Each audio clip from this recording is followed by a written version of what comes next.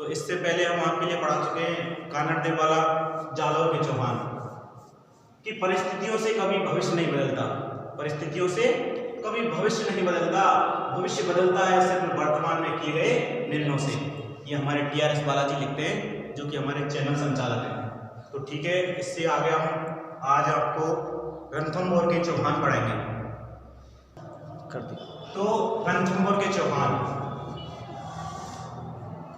रणथंभौर के चौहान में माना जाता है कि अपने जो पृथ्वीराज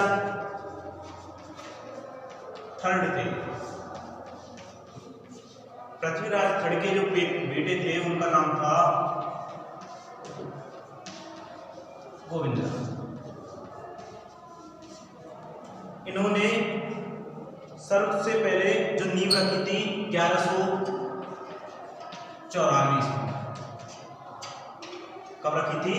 1194 ईस्वी में। जो हमीरदेव चौहान का कार्यकाल था रणथंभौर में, वो सबसे महत्वपूर्ण माना जाता है। यानी कि शक्तिशाली जो शासक थे यहाँ के वो थे हमीरदेव चौहान। तो आज हम हमीरदेव चौहान के बारे में पढ़ेंगे। उसके बाद में बहुत से आए, कौन कौन से, जैसे कि नारायण, बागभट्ट और भी अन्य शासक रहे, लेकिन सबसे जो शक्तिशाली शासक माने जाते हैं वो हैं जेतृ सिंह के पुत्र, और जेतृ सिंह के पुत्र थे हमीरदेव। इनके बारे में पढ़ेंगे। जो इनका कार्यकाल था ये था अपना 1282 से लेकर 1301। तो अब हम हमीरदेव के बारे में पढ़ेंगे, ठीक है। चलो तो अब देखो, हमीरदेव, इनके पिता का नाम आपको पता ही है, अभी बताया था, जेतृ सिंह। और इनकी माता का नाम था, माता का नाम, ये थे पिता, माता का नाम था हीरा देवी। हीरा देवी ने हीरा जैसा पुत्र पैदा किया, हमीरदेव। जो इनके गुरु थे, गुरु का नाम आता है राघव देव, ठीक है। और बात आती है, इनका एक दरबारी कवि था, दरबारी कवि। ये पूछा जा सकता है दरबारी कवि कौन था, तो थे बीजादित्य। ये तो इनकी थी नॉर्मल बात है। अब आती है इनकी पत्नी। इनकी जो पत्नी थी उनका नाम था रंगादेवी या फिर रंगदेवी, ठीक है। ये कि जो अपना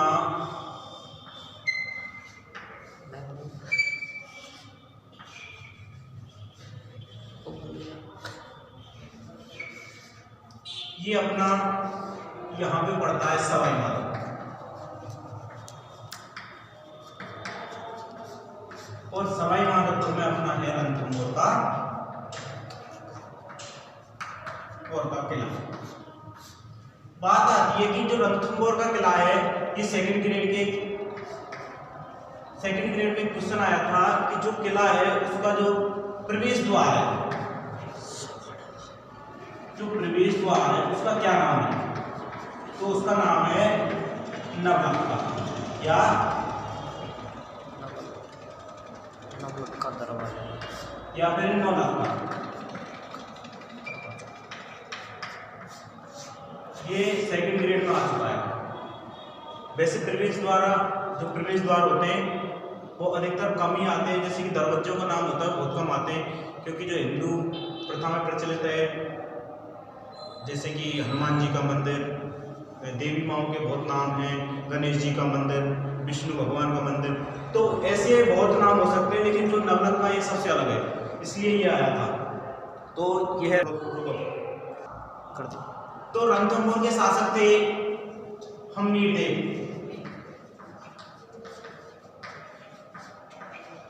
और इधर दिल्ली, इधर क्या है दिल्ली, और दिल्ली के शासक थे हमारे उस टाइम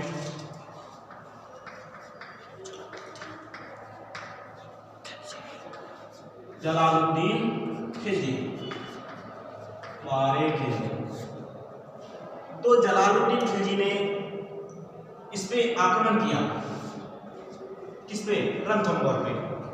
अब जैसे कि हमने आपको बताया था, जालौर में बताया था कि इसकी कुंजी थी, जालौर दुर्ग की कुंजी बताई थी आपको, सिवाना दुर्ग, उसी प्रकार रणथंभौर की भी बताई थी आपको। केवल 2 किलो की कुंजी है, उसके बाद कोई भी ऐसा किला नहीं है जिसकी कुंजी है। तो इसकी जो कुंजी है वो है झाइन दुर्ग,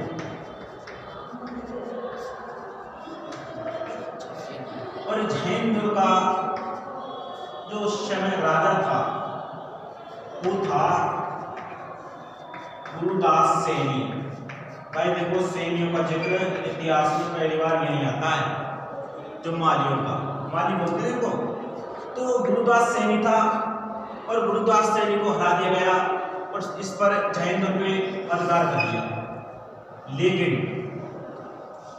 इसको अधिकार करने के बाद में जो रणथंभौर का दुर्ग था, इसको नहीं जीत पाया। तो इसकी वजह से यहाँ पर इसका एक सेनापति था जिसका नाम था अहमद चाह। इसने पूछ लियो कि महाराज वापस क्यों जा रहे हो? तो वापस जाने के लिए जलालुद्दीन खिलजी ने कहा, ये आपको बात याद रखनी है, इसने कहा था कि ऐसे 10 दुर्गों को मैं अपने दाढ़ी के बाल के समान मानता हूँ। यानी कि राजस्थान के ऐसे 10 दुर्गों को मैं अपनी दाढ़ी के बाल के समान मानता हूँ। ये बात किसने कही थी? जलालुद्दीन खिलजी ने। ये आपको आ सकता है, तो इसकी तो यही बात याद रखनी है बस, जलालुद्दीन खिलजी की। जब कोई बात नहीं, उसके बाद में दिल्ली का शासक हमारा जलालुद्दीन की जगह कौन आ जाता है? यहाँ का शासक आ जाता है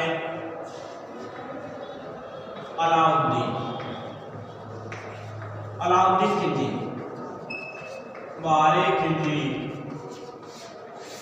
यह सबसे शक्तिशाली शासक था दिल्ली का उस समय। पहला शाखा राजस्थान का अलाउद्दीन खिलजी की वजह से, दूसरा शाखा अलाउद्दीन खिलजी की वजह से, तीसरा शाखा अलाउद्दीन खिलजी की वजह से, चौथा शाखा अलाउद्दीन खिलजी की वजह से। भाई ये आदमी थोड़ा अच्छा नहीं है। राजस्थान में चारों शाखा इसी की वजह से हुई। और ये जो जलालुद्दीन का एक तो भतीजा था और जलालुद्दीन का दामाद भी था, यानी कि इसने अलाउद्दीन खिलजी की बेटी से ही शादी की थी, तो ये उसका दामाद भी था और भतीजा भी था। चलो ठीक है, इससे आगे आगे बात है कि भाई अलाउद्दीन खिलजी ने रणथंभौर पे आक्रमण क्यों किया? इसके कोई कारण तो रहे होंगे। तो सबसे पहले बात देखी जाए तो ये कारण तो ये हो सकता है कि उसकी विस्तार नीति थी, राज्यों का विस्तार नीति थी।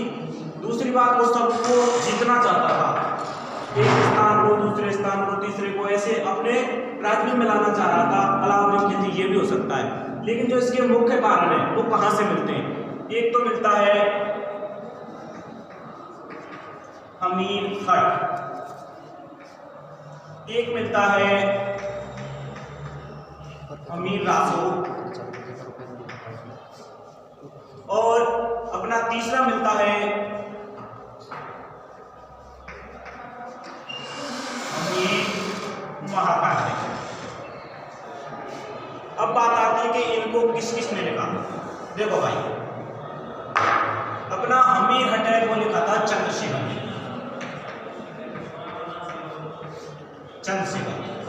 अमीर रासो है वो लिखा था सारंगधर।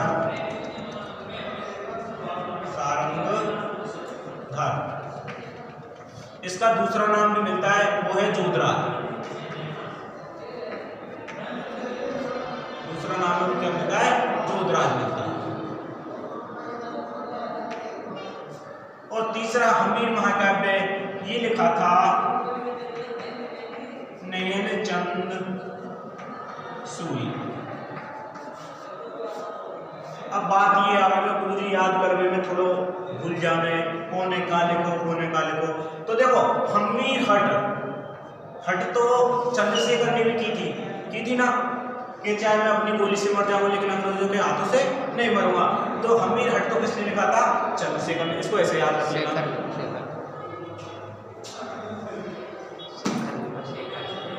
चंद्रशेखर ने। अब बात आती है हम्मीर रासो। देखो से मिला दो सारंगधर, से मिला दो, रासो किसने लिखा था, सारंगधर ने। इसका दूसरा नाम है जोधराज। अब बात आती है हम्मीर महाकाव्य। महा माने क्या होता है, बड़ा, महान। अब बड़े कौन हुए, बड़े हुए चंद्रमा और सूरज। तो ऐसे याद रख लेना कि हम्मीर महाकाव्य किसने लिखा, नेमचंद्र सूरी ने। तो इन तीनों लेखों से प्राप्त होती है इसकी जानकारी।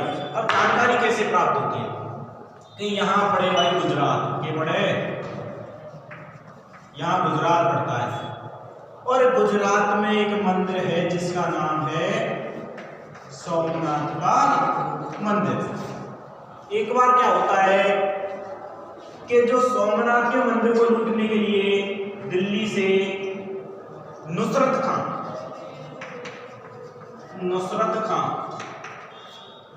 और उल्लू खां और मोहम्मद शाह और एक था केबू काबू बोलते जिसको, केबू या काबू, ये भी था। तो ये चारों आए थे गुजरात के सोमनाथ मंदिर को लूटने। अब यहां से ये किससे बताते हैं, ये कारण किसमें बताता है, ये हम्मीर महाकाव्य में बताता है। किसके कारण से, हम्मीर महाकाव्य से। तो यहाँ पर सोमनाथ मंदिर को लूटने आते हैं तो लूटा हुआ जो धन होता है उसको यहाँ पे पड़ता है जालौर, क्या पड़ता है, और यहाँ जालौर पे आगे इन सभी में धन के ऊपर, बंटवारे के ऊपर लड़ाई हो जाती है। धन के ऊपर बंटवारे के ऊपर क्या हो जाती है, लड़ाई हो जाती है, जिसकी वजह से जो ये मोहम्मद शाह था, यानी कि मोहम्मद शाह,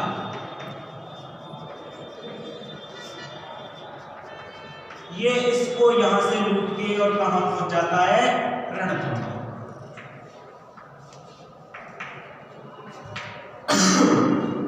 अब रणथंभौर पहुंच गया। हम्मीर देव क्या थे, हम्मीर देव ऐसे राजा थे जो अपने शरण में आए हुए शरणार्थी की रक्षा करते थे। तो पहला कारण तो ये था कि हम्मीर देव ने अपने शरणार्थी की रक्षा की, अलाउद्दीन खिलजी ने उसे वापस भेजने को कहा, उसने इसको मना कर दिया। एक कारण तो यह था। जो दूसरा कारण आता है, दूसरा कारण इसका यह आता है कि हम्मीर हट के अनुसार आता है जो कि चंद्रशेखर ने लिखा।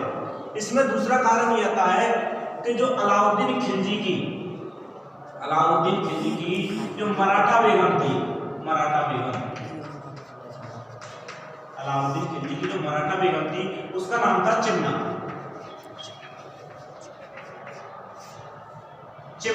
और ये चिमना और मोहम्मद शाह दोनों करते थे प्रेम। क्या करते थे, प्रेम करते थे।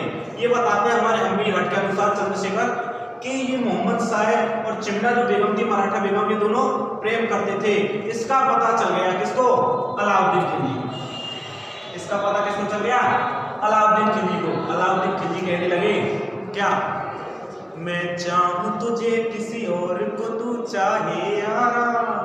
यानी कि मोहम्मद शाह चिमना को चाहते हैं और अलाउद्दीन खिलजी कहते हैं हम तुमको चाहते हैं। इसलिए अलाउद्दीन खिलजी को पता चल जाता है और मोहम्मद शाह से समझाते हैं कि भाई ये समझ कर भाई मेरी चिमनी है तो वापस दे, चिमनी की बजाय और कोई गल्ले है उनको ले ले। लेकिन ऐसा नहीं होता है और यहाँ से अलाउद्दीन खिलजी के पास से मोहम्मद शाह लड़कर और सीधे आ जाते हैं कहां पर, सवाई माधोपुर, रणथंभौर। और रणथंभौर आने के बाद अलाउद्दीन खिलजी कहते हैं कि भाई मोहम्मद साहब वापस भेज दे, भाई मेरी चिमनी छेड़ के आए हो, यानी कि चिमना को छेड़ के आया है। लेकिन हम्मीर देव क्या कहते हैं कि मैं अपनी शरण में आए हुए शरणार्थी की रक्षा करता हूँ, मैं उसे नहीं बेच सकता। कोई बात नहीं भाई, ये दो कारण रहे युद्ध के। युद्ध के दो कारण, ये कारण बताते हैं, और भी कारण है लेकिन हमारे ये दो कारण बताते हैं। और इसके बाद में छिड़ जाता है क्या, युद्ध। अब युद्ध छिड़ जाता है तो युद्ध में क्या होता है, युद्ध छिड़ जाता है, युद्ध में क्या होता है देखो, ठीक है भाई। तो ये अपना रणथंभौर, ये दो कारणों की वजह से यहाँ पर युद्ध होता है। अब बात आती है कि जो अलाउद्दीन खिलजी है, इसके अनुसार दो सेनापति भेजे गए, एक तो था नुसरत खां और दूसरा था उलुग खां। और इधर से हम्मीर देव की तरफ से हम्मीर देव की तरफ से दो सेनापति गए थे, एक का नाम था भीम सिंह और दूसरा व्यक्ति था धर्म सिंह। अब भाई ये कहेंगे कि सर हम्मीर देव क्यों नहीं गए थे, तो हम्मीर देव उस समय यज्ञ करवा रहे थे, यज्ञ यजन यज्ञ। और इसके जो पुरोहित थे, पुरोहित कौन थे, वो थे अपने विश्व स्वरूपम। ये आ सकता है आपके लिए कि हम्मीर देव क्यों नहीं गए थे, तो हम्मीर देव इसलिए नहीं गए थे क्योंकि एक यज्ञ कराने में व्यस्त थे, और यज्ञ का क्या नाम था, कोटियजन यज्ञ। और कोटियजन यज्ञ के जो पुरोहित थे वो थे विश्व रूपम। चलो ठीक भाई, इधर से गए थे भीम सिंह और इधर से धर्म सिंह, दोनों उधर से आए थे नुसरत खां और उलुग खां। इनके यहाँ पर बनास नदी पड़ती है और बनास नदी के किनारे पर इनमें युद्ध होता है। और युद्ध होने पर नुसरत खां और उलुग खां इनको हरा दिया जाता है। और हराने के बाद में जब ये दोनों वापस आते हैं तो अलाउद्दीन खिलजी की एक और टुकड़ी की सेना होगी, और उस सेना की टुकड़ी ने इन पे आक्रमण कर दिया। और आक्रमण करने के बाद में उसमें धर्म सिंह सॉरी भीम सिंह मारा गया। कौन मारा गया, भीम सिंह। इस बात का पता चला भीम सिंह मारा गया, तो धर्म सिंह जब यहाँ से रणथंभौर गए वापस, तो हम्मीर देव ने कहा कि ये तुम्हारी वजह से खत्म हुआ है, ये तुम्हारी वजह से खत्म हुआ है। इसकी वजह से इसको यहाँ पर इसकी आंखें खुलवा दी गई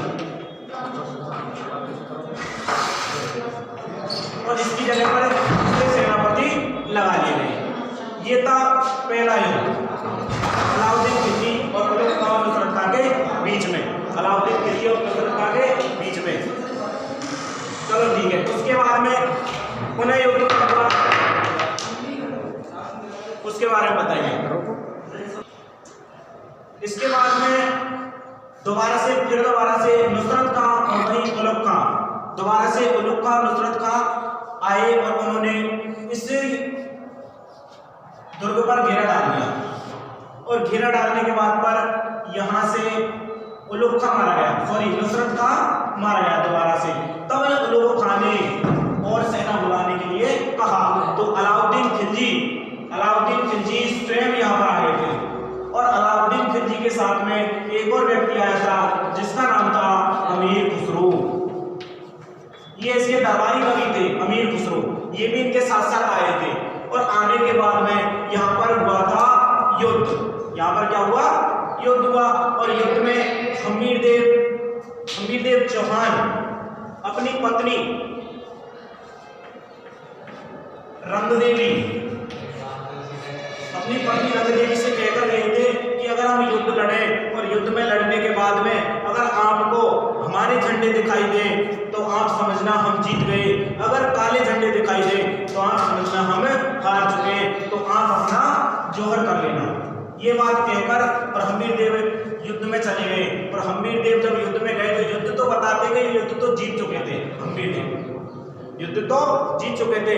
लेकिन जो काले झंडे थे वो खुशी में, बहुत से व्यक्तियों ने खुशी में उनके झंडे भी उठा लिए।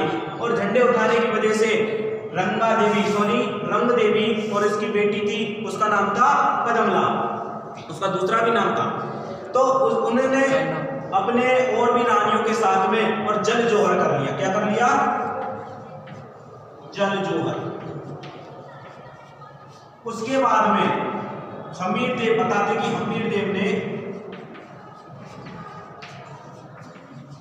अपना सिर काट के समर्पित कर दिया अपनी देवी को,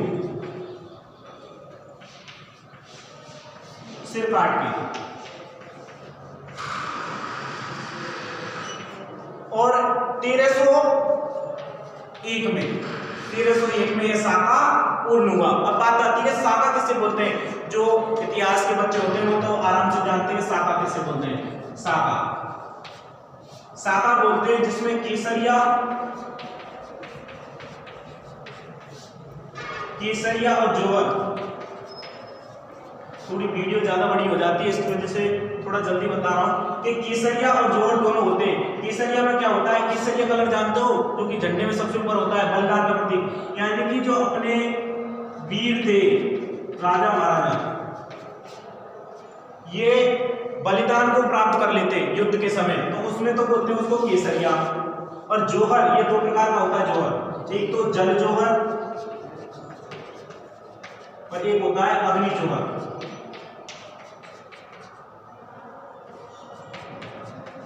अग्नि जौहर, जल जौहर तो वह होता है जिसमें जल में कूद के अपने प्राण त्याग देती है जो महिलाएं होती हैं। अग्नि जौहर वह होता है जिसमें अग्नि में कूदकर अपने आप के प्राण त्याग देती है, ये अग्नि जौहर होता है। बहुत से लोग ये जानते हैं कि सती, अरे जो सती होता है वो अलग होता है। सती में क्या होता है?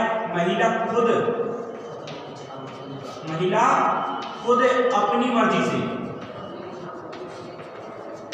मर्जी से अपने मृतक पति को अपनी गोद में लेके और अपने प्राण त्याग लेती है आग में जल के, उसको बोलते हैं सती। तो वो अलग होता है। तो साका कैसे होता है? केसरिया और जौहर दोनों हो जाते हैं। वैसे माना जाता है राजस्थान का एकमात्र जल जौहर कहां पे हुआ है? रणथंभौर में। कहां पे हुआ है? रणथंभौर में, राजस्थान का एकमात्र जल जौहर। अब ये बातों को करके हम चलते हैं सीधे इसकी कुछ मुख्य बातें हैं। अभी मैंने इससे पहले आपको बताया था, इसमें एक चीज तो आपको बता दिया कि दरवाजा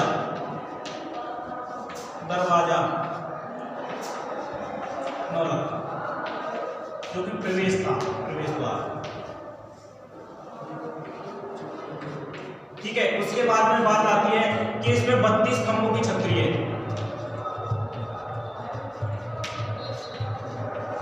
32 खंभों की छतरी है जिसको न्याय की छतरी भी बोलते हैं, न्याय की छतरी बोलते हैं। इस दुर्ग के लिए जो कि अबुल फजल है, अबुल फजल,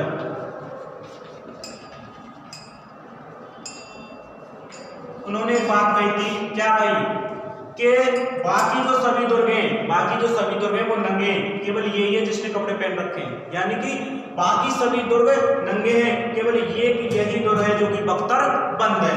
ये किसने कही थी बात? अबुल फजल ने। ये याद रखना। एक आपको मैंने पहले वो बताया था अलाउद्दीन खिलजी के जो कि सुसर थे, कौन थे? जलालुद्दीन खिलजी। उन्होंने क्या कहा? अहमद चाप ने, जो किसने पूछा था? अहमद चाप ने, कि मैं ऐसे 10 दुर्गों को, राजस्थान के ऐसे 10 दुर्गों को अपने दाढ़ी के बाल के समान मानता हूं। तो ये बात इसकी याद रखनी है हमें। और भी काफी चीजें हैं, उनको मैं कभी आगे आपको जब दुर्ग की बात चलेगी तो उसमें बताऊंगा। आज के लिए बस इतना ही, धन्यवाद। और आपके लिए अच्छी से अच्छी वीडियो लाएंगे हम, और आप अगर हमें अपना प्यार दिखाओगे तो हमें बहुत खुशी होगी। और मैं ये बोलता हूँ कि सभी वीडियो को लाइक करें और ज़्यादा से ज़्यादा शेयर करें, और कोई गलती हो तो अपने कमेंट भी करें। धन्यवाद।